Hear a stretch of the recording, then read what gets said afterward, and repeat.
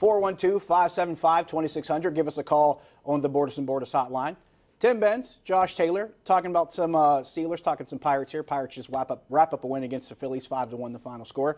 Tim, we talked about this before the show. NFL.com, there was a ranking of coaches, and Mike Tomlin on that list ranked 9th. Yeah, I'm a Tomlin critic, and I even thought that was low. That was weird for me. You know, especially when you consider the other coaches that he was ranked behind. Like, has Anthony Lynn done enough to be ranked in front of Mike Tomlin as the 8th coach overall? How? You know, one playoff season with the Chargers. John Harbaugh, who in a lot of categories doesn't match up to Tomlin within this. He has fewer division championships than Tomlin. He has lost to Tomlin more than he's beaten him in the playoffs. His record isn't as good as Tomlin's is overall. He's got a higher winning percentage, but then again, that's also because he's played in more wild card games as opposed to Tomlin. True. So I don't know how he was in front. And if we're going to kill Tomlin for only being a good regular season coach, how do you have Andy Reid as number 4 when he killed Tomlin for his clock management? Right. Andy Reid is a clock managing clown. And on top of that, he's 12-14 in the postseason, and he's only been to 1 Super Bowl, and he's only had 1 year in all the years he's coached where he's won more than 1 game in the postseason. So I take that back. First, not since 2008. That's happened once since 2008. I thought the criteria that they used was not only inconsistent but kind of ridiculous because for me, first of all, a lot of the criteria I see for coaches, a lot of it's convoluted, and sometimes people just kind of adjust the goalpost to prove their own point. Mm-hmm. But when you have all those guys that you just listed for all those reasons, it makes me wonder, what was the actual criteria they were using? Or were they just going off of what happened last season? Yeah, and when you look at that, it really does reiterate, boy, it's Belichick and everybody else. It is. It really is. That's the separation line. But there's maybe a second tier, and there's maybe 3 or 4 guys in it. Now, I will say this much. 5 years ago, I might have said John Harbaugh was at least on equal footing with Mike Tomlin. If you wanted to say one was like number 4, the other one was 4A, I wouldn't argue with you too much. But in the last 5 years, it's been a little bit different as Baltimore's kind of sunk a little bit. Right, and then they bounced back last year. But, you know, did he do a good job coaching in the playoffs with Lamar Jackson playing against a team that had seen him once before? I didn't think there was a very well-coached game at all. And, you know, again, I will underscore, everybody who wants to make every complaint against Mike Tomlin, I hear you and I agree with it. Off some of his faux pas that he's had over the years and talking about all the bad games that he's lost on the road against inferior competition. Yeah, you could give me all the evidence to complain about Tomlin, but as far as other coaches who are out there, even Sean Payton, who was 3rd, they have very similar resumes. Sean Payton, I can listen to that discussion. Yeah, you know, I probably put Payton in front of him too. Yeah. But their resumes are very similar. Very close. In terms of failure and success. And Mike McCarthy, if you want to go that route. That's a pretty identical resume. So, since the 2 met in you the can make a case for firing Mike Tomlin. You can also say he's the 5th or 6th best coach in football. You know, that's the ultimate duality about talking about him as a coach. I think that's a good way to look at it. Let's go to the phone lines. We'll go to Paul on the north side. Paul, you're on the Nightly Sports Call.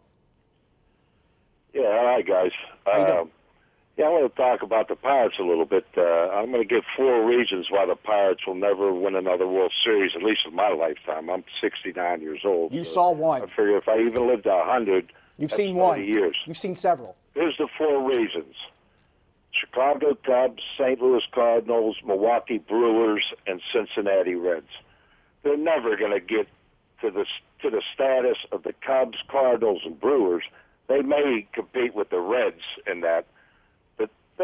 Unless they change divisions, even if they do, they'll probably be last in their division wherever they go anyhow. See, I thought he was going to say Cubs, Cardinals, Red Sox, Yankees, because that's that the more been more applicable sensible argument, because then you're talking about finances. You know, the Pirates should be able to compete with the Brewers and the Reds in terms of market size, in terms of finances. It's a little bit of a different ball game with the Cardinals and the Cubs, but you know, they did win 98 games in this division just a couple years ago. So you can't make it all about several times. It's not like they're playing in the American League East, where that's more of an applicable argument. I've brought this up several times. The greatest irony for me this season is that there's still someone in the division race having this being this far below 500 when just a few years back they won 98 games and didn't win their division. Yeah, and I'd argue that you got big market teams in the NL East that haven't been that good. Right. That division hasn't been that great in recent years. You know, that's a little bit better this year. It's more competitive this year, but, you know, the Mets should be better than what they are. So should the Nationals. So should the Nationals. Yes. Even now that Harper's gone, prior to that,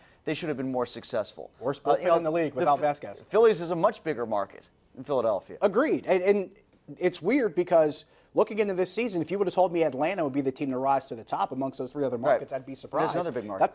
It's a bigger market team, but they're a lot younger significantly, and they really haven't invested as much as some of these teams have recently. Now let's get something clear here.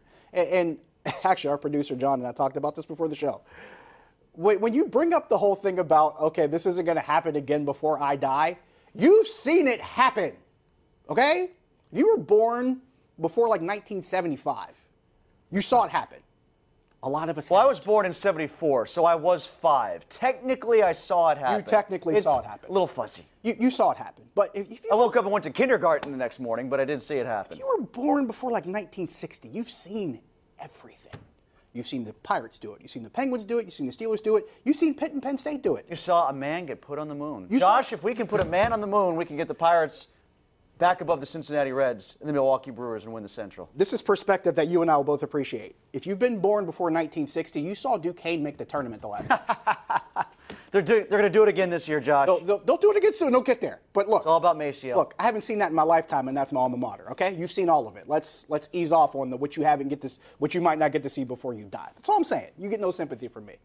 That's all I'm going with. Let's go to Pete in Squirrel Hill. Pete, you're on the Nightly Sports Call. Hey guys, how are you tonight? Good. How are you? The only thing good about being born before 1960, you got the experience of British invasion. But I got a question. You guys broke a story last Saturday night about players in the Power locker room that were unhappy about the Willie Stargell. We didn't break that. That was another report. We didn't break that. John that was John Parado. DKPittsburghSports.com had that. Just give him proper credit where it's due. And by the way, I did write about it this week, and I got a comment from the Pirates. They're trying to say it was less about being upset over the connection to the past and more they just wanted pump up music. Well, here's what I'm trouble grasping here. Okay, that whatever the story was, basically and everything. They're the only team in Major League Baseball that hasn't won a single playoff series in 40 years. So with that in mind, Josh and Tim, is it so bad maybe to live in the past?